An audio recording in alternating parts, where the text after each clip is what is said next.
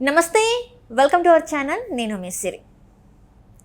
జగన్మోహన్ రెడ్డి గారికి సునీత గారు అయితే ఒక సలహా ఇచ్చారు. ఏంటంటే, అన్న నీకు తాకింది చిన్న దెబ్బే, ప్లాస్టర్ వేస్తే ఇంకా అది పెద్దగా అవుతుంది, అది చాలా చిన్న దెబ్బ, తొందరగానే తగ్గిపోతుంది, కానీ ప్లాస్టర్ వేస్తేనే ఎక్కువ అవుతుంది అని చెప్పేసి మాట్లాడడం జరిగింది. అండ్ అలాగే గులకరాయి తగిన వాళ్ళని అంటే కొట్టిన వాళ్ళని అయితే పట్టుకోవడం జరిగింది, కానీ గొడ్డలితో చంపిన వాళ్ళని మాత్రం ఇంకా పట్టుకోలేదు అని చెప్పేసి తను అడగడం జరిగింది. సో ఈ అంశాన్ని మనకి చెప్పడానికి మనతో పాటు ఉన్నారు ప్రముఖ సీనియర్ జర్నలిస్ట్ దుర్గా కుమార్ గారు.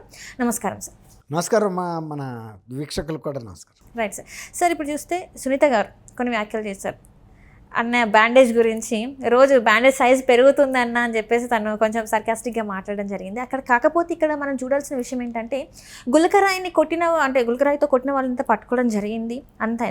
కానీ గత 5 సంవత్సరాలుగా ఒక కేసు అంటే తన తండ్రిని చంపిన వాళ్ళని ఇంతవరకు పట్టుకోలేదు. అంటే నార్మల్ వాళ్ళైతే ఏదో అనుకోవచ్చు, ముఖ్యమంత్రి హోదాలో ఉన్న చిన్నానని చంపిన వాళ్ళని ఇంతవరకు పట్టుకోలేదు అని చెప్పేసి తన ఆవేదన వ్యక్తం చేస్తుంది. నిజంగానే కదా సార్, మరి ఎందుకు ఇంత జాప్యం జరుగుతుంది ఈ కేసులో అసలు?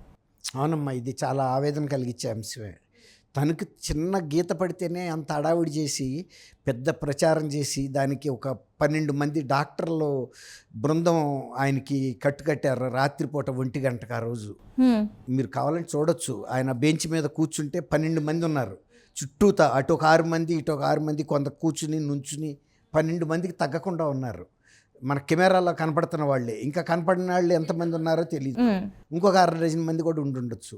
ఆ కూస్తే దానికి ఇంత అడావుడి చేశాడు. అయినా పులి, ఆయన ఒక రాజశేఖర రెడ్డి గారి కొడుకు, ఇంత చిన్న దెబ్బకి ఇంత అడావుడి చేశాడు. అది ఎవరన్నారు, ఊరికే డొంకల్లో నడిచేటప్పుడు చాలామందికి మాపోటేళ్ళం ఊళ్ళల్లో గీసుకుంటాయి ముళ్ళు. చిన్నపిల్లలు ఆడుకుంటా కూడా పడతారు, అంతకన్నా పెద్ద దెబ్బ తగులుతుంది, వాళ్ళు ఉష్ అంటే వెళ్ళిపోతారు. మరి ఆయన ఇంత అడావుడి చేశాడు. తర్వాత అప్పటికప్పుడు బస్సులో ఆయనకి వైద్యం చేస్తున్నప్పుడు దాన్ని అంతా ప్రసారం చేశారు. మళ్ళీ 1 గంటకి మళ్ళీ ఇంకొక హాస్పిటల్కి వెళ్ళాడు. అంటే దాన్ని కావాలనే ఆయన ఈ ప్రచారం కోసమే దెబ్బ కొట్టించుకున్నాడేమో అన్న అనుమానం రాష్ట్ర ప్రజలందరికీ వచ్చింది. ఎందుకంటే కిందసారి కూడా ఎలక్షన్లు అప్పుడు 2019 ఎలక్షన్లో ఒక చిన్న కోడి కత్తితో గీయించుకుని, అది అక్కడ వైద్యం ఆంధ్రప్రదేశ్లో నాకు వైద్యం చేయగలిగిన వాళ్ళు లేరు, తర్వాత నేను ఇక్కడ పోలీస్ కేసు కూడా ఇక్కడ పెట్టను అని హైదరాబాద్ వచ్చి కార్పొరేట్ హాస్పిటల్లో వైద్యం చేయించుకున్నాడు ఆ కాస్త దానికి. మరి ఆయన సొంత చిన్ననాన్ని కత్తులు గొడ్డళ్లతో ఎలా నరికారో కూడా ఆ రోజు నరికిన రోజు సాయంత్రం ఆయన ప్రెస్ కాన్ఫరెన్స్ పెట్టి వర్ణించాడు. ఎవరు ఎక్కడ నరికారు, చంద్రబాబు ఎక్కడ నరికాడు, ఎంత గొడ్డలి, ఎన్ని కత్తు దెబ్బలు, అట్లా అన్నీ చెప్పి వర్ణించాడు. చచ్చిపోయిన తర్వాత తీసుకెళ్ళి రక్తం కక్కుకు చచ్చిపోయాడు గుండె జబ్బుతో అన్నట్టు తీసుకెళ్ళి కమోడ్ మీద వేశారు. ఆ కమోడ్ మీద రక్తం రాశారు, అంటే ఆయన అక్కడ చనిపోయినట్టు ఇలా సృష్టించారని అంత వర్ణనగా చెప్పాడు. మరి అంత సొంత చిన్ననాన్న అంత బాధ పెట్టిన ముద్దాయిల్ని పట్టుకోకుండా ఉండటం అనేది ఎంత బాధ కలిగిస్తుంది. ఇప్పుడు అదే మొన్న వాళ్ళేంటి ఒడ్డెర బస్తీకి చెందినటువంటి ఒక 6 డజన్ పిల్లల్ని 14, 15, 16 ఏళ్ల పిల్లల్ని అరెస్ట్ చేసి తీసుకొచ్చారు. అది కూడా వాళ్ళు వేయలేదని మొత్తుకుంటున్నారు. వాళ్ళు మమ్మల్ని తీసుకెళ్లారు, 200 రూపాయలు ఇస్తామని సండా పట్టుకుంటే గంటకి, తర్వాత క్వార్టర్ బాటిల్ ఇస్తామని చెప్పారు. క్వార్టర్ బాటిల్ ఇచ్చారు కానీ డబ్బులు ఇవ్వలేదు. అయినా కూడా మేము ఏం చేయగలుగుతాం వాళ్ళని, మేము తిరిగి వచ్చేసాము. అది ఎవరు ఇస్తారో మాకైతే తెలియదు, కానీ మా బిడ్డల్ని మేమేమి ప్రశ్నించలేం కాబట్టి, బీద వర్గాలం కాబట్టి పెత్తందారితనంగా పట్టుకెళ్ళిపోయారు పోలీసులు. ఎవరో పెత్తందారి మీద ఎవరో రాయేస్తే మా బిడ్డలు బలయ్యారు. మేము 200కి ఆశపడ్డందుకు మాకు తగిన శాస్తి జరిగింది. ఎప్పుడైనా ఇట్లాంటి వాళ్ళ మీటింగులకి వెళ్ళకూడదు, బుద్ధి వచ్చింది. మేము ఎవరికైనా కూడా దేశంలో ఎవరికైనా ఇదే విజ్ఞప్తి చేస్తాము, ఇట్లాంటి పెద్దాళ్ళ మీటింగులకి డబ్బులకి ఆశపడి వెళ్తే జైలు పాళ్ళు అవుతారు పిల్లలని, తర్వాత చిత్రహింసలు పాలవుతారని చెప్పారు. అట్లాగే ఇప్పుడు మరి చిన్నాన్ని అంత చంపితే ఆయనకి ఎంత పౌరుషం ఉండాలి. ఎవడైనా సరే నా చిన్నాన్ని ఇంత చంపిన వాళ్ళని నేను ఊరుకోను, నా జీవితం పోయినా సరే అని తెగబడాలి కదా. అందులో పులివెందుల ప్రాంతంలో పుట్టిన బిడ్డ అయినా రాజశేఖర్ రెడ్డి పులి కుటుంబంలో పుట్టే ఆమె సొంత చెల్లెలే కాదు కదా, నువ్వు పులి బిడ్డవు కాదు పిల్లివని. రాజశేఖర్ కడుపున పులి పుట్టాలి కానీ ఇట్లాంటి పిల్లి పుట్టింది అని కొంతమంది చుట్టెలు కానీ కూడా అంటున్నారు. అంటే ఆయన ఎందుకు సాహసం చేసి బయటికి వచ్చి పట్టుకోలేకపోయాడు? 5 ఏళ్ళు ఆయన ముఖ్యమంత్రిగా ఉన్నాడు కదా. తర్వాత ఆయన సిట్ వేసాడు. ఆయన పట్ల ఇంకా పైగా అందులో సిబిఐ ముద్దాయిగా చెప్పిన వ్యక్తిని నువ్వు నిర్దోషం చెబుతున్నావు. నీ మీద రాళ్ళు వేసిన వాళ్ళని పట్టుకుంటామేమో వాళ్ళు ముద్దాయిలు. వీళ్ళు సిబిఐ ఎంతో ఎంక్వైరీ చేసి 5 ఏళ్ల పాటు ఎంక్వైరీ చేసి 8వ ముద్దాయి పలానా అవినాష్ రెడ్డి అంటే అసలు అతను ముద్దాయే కాదు, అతను ఇట్లాంటివి చేయడు, నా నమ్మకం, నా చిన్నాడు, అందరూ కలిసి అతని మీద అది చేయటం సబబా అని అడుగుతున్నావు నువ్వు. మరి ఆ విషయం నువ్వు సిబిఐకి చెప్పకుండా నీలో నువ్వు అనుకుంటే ఏం లాభం? మనం కాదు కదా జడ్జిలమి, ఎంక్వైరీ ఆఫీసర్ కూడా జగన్మోహన్ రెడ్డి గారు కాదు. ఎవరైతే ఎంక్వైరీ చేస్తున్నారో వాళ్ళ ముందు చెప్పు, తర్వాత కోర్టుకు కూడా వెళ్ళి సాక్ష్యం చెప్పు, నువ్వు ఎక్కడున్నావో ఆ రోజున, అతను ఎట్లా లేడు అనే నమ్మకం నీకు ఉంది కదా, అది చెప్పాలి. చెబితే నిర్దోషిగా బయటకు వస్తాడు. ఒకవేళ కనుక ఈ నెల్లి కోర్టుకు వెళ్ళి సాక్ష్యం చెప్పలేదు అంటే ఆయన ముద్దాయి అని అనుకోవాలి. ఎందుకంటే ఇతను ప్రూవ్ చేయలేక, ధైర్యం లేక వెళ్ళలేదనుకోవాలి సిబిఐ ముందుకు. కానీ ప్రజల ముందంటే ఏదైనా మాట్లాడచ్చు, ఎవరైనా మాట్లాడచ్చు. చంద్రబాబు నాయుడు గారు ముద్దాయిని కూడా టీవీలో అన్నిటి ముందు చెప్పాడు, లోకేష్ ముద్దాయి అని చెప్పాడు. కానీ మరి ఇవాళ వరకు ఆయన అరెస్ట్ చేయకపోయినా కూడా ఈయన ఎందుకు గమ్ము నుండిపోయాడు? అరెస్ట్ చేయాలి కదా. ఆ తర్వాత ఇప్పుడు వీళ్ళ సొంత ఇంకో బాబాయ్ అవినాష్ రెడ్డి తండ్రి జైల్లో ఉన్నాడు కదా.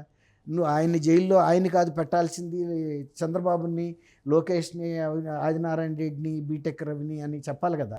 నీకు తెలిసిన నిజాలు చెప్పలేకపోతుంటే నువ్వు ఎట్లా ఫీల్ అవుతావు? ముఖ్యమంత్రిగా కాకపోయినా ఒక సగటు పౌరుడిగా కూడా నీ మీద ఆ బాధ్యత ఉంది కదా.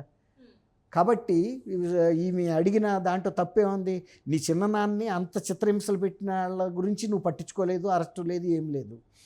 కేసు ఒక కొలిక్కి రాలా. నీ మీద ఒక చిన్న గీత పడిందే అనుకున్నాం.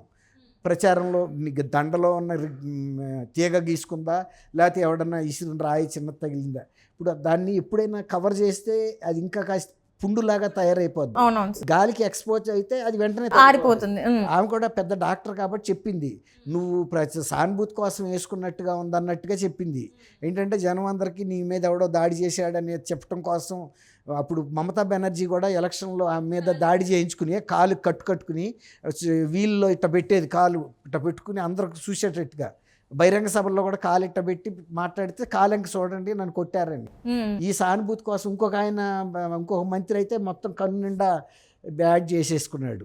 ఒకరోజు అంటే ఇది దాంట్లో తనకు ఇంకో తర్వాత తగిలిందండి వెల్లంపల్లి శ్రీనివాస్. ఇప్పుడు ఎవరన్నా ఆప్థమాలజిస్టులకి ఇప్పుడు రాష్ట్రం అంతా కూడా అనుమానిస్తుంది కదా. ఎవరన్నా ఒక ముగ్గురు విజయవాడలో ఫేమస్ ఆప్థమాలజిస్టులు ముగ్గురితో పరీక్షించుకుని నిజంగా ఆయన కంటికి దెబ్బ తగిలిందో లేదో చెప్తే ప్రజలకు నమ్మకం కుదురుతుంది. అంటే ఇక్కడ ఏంటంటే ఒక రోజు కుడి కంటికి, ఒక రోజు ఎడం కంటికి ఆయన ప్లాస్టర్లు వేసుకుంటున్నారు అని చెప్పేసి నిన్న రఘురామకృష్ణరాజు గారు కంపల్సరీ బ్యాండేజ్ డే ఉండాలి, లేకపోతే అంటే ఒక డే ఉండాలి. ఎందుకంటే ఇంత పెద్ద పులి లాంటి, ఒక పులి కాకుండా ఇంకో పులి లాంటి వ్యక్తికి కూడా తాకిందంటే కంపల్సరీ బ్యాండేజ్ డే ఉండాలని చెప్పేసి తను అనడం జరిగింది. ఇవన్నీ కొంచెం హాస్యాస్పదంగా ఉన్నాయి. అంటే దెబ్బ తగిలితే కరెక్ట్గా ఏ కన్నుకో పెట్టుకునేవాడు, రెండుకి తగలలేదు కాబట్టి ఆయనకు ఒకసారి మర్చిపోయి ఆ వేసేవాడికి కూడా రెంట్లో ఏది కన్ను లేదు, ఊరికే కట్టడమే కాబట్టి ఏదో దానికి వేసాడు అతను. ఇతనికి గుర్తులేదు అంతకుముందు కుడి కన్నుకి వేసుకున్నానని, అట్లా ఎడం కన్నుకు ఒకరోజు. కాబట్టి ఇప్పుడు నిజంగా తగిలితే వేసుకుంటారు కరెక్ట్గా. ఇప్పుడు ఆమె చెప్పింది కూడా ఇది ప్రచారం కోసం వేసుకుంటున్నావు, ఇంకా పుండు పెరుగుతుంది, తీసేయి, ఏమవ్వదు. ఇప్పుడు గొడ్డళ్లతో నరికిన తర్వాత కూడా ముసలాయనైనా కూడా వివేకానంద రెడ్డి గారు అంతకులు ఎలా చెబితే అలా లెటర్ రాశాడు.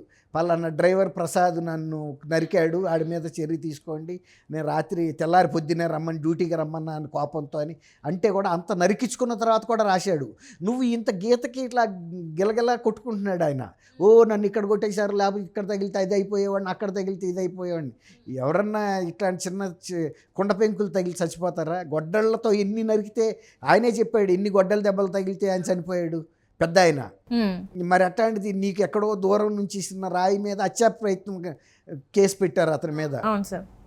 కోడికత్తిది కూడా అలాంటిది. భుజానికి తగిలి ఎవడన్నా చచ్చిపోతాడా? భుజం ఇక్కడ తగిలితే దెబ్బ, ఏదైనా తల పగిలిపోతే అట్లాంటి హత్యా ప్రయత్నం అనొచ్చు. కాబట్టి ఇది ఎట్లా ఉంటుందంటే, ఇప్పుడు సునీత గారు చెప్పింది కరెక్ట్. ఇప్పుడు వాళ్ళ తండ్రి అంత బాధలు పడినా ఆయన మీద ఆయనకి సానుభూతి లేదు. నా బాబాయ్ ఇన్ని చిత్రహింసలకు గురై చనిపోయాడు, వాళ్ళని జైల్లో పెట్టాలని. ఆయన గురించి మాత్రం అంత జాగ్రత్తలు తీసుకున్నాడు. ఒక డాక్టర్స్ టీము ఎంత కూడా. ఎవరికైనా సొంతంగా తగిలితే వేరే ఉంటుందమ్మా, ఇతరులదైతే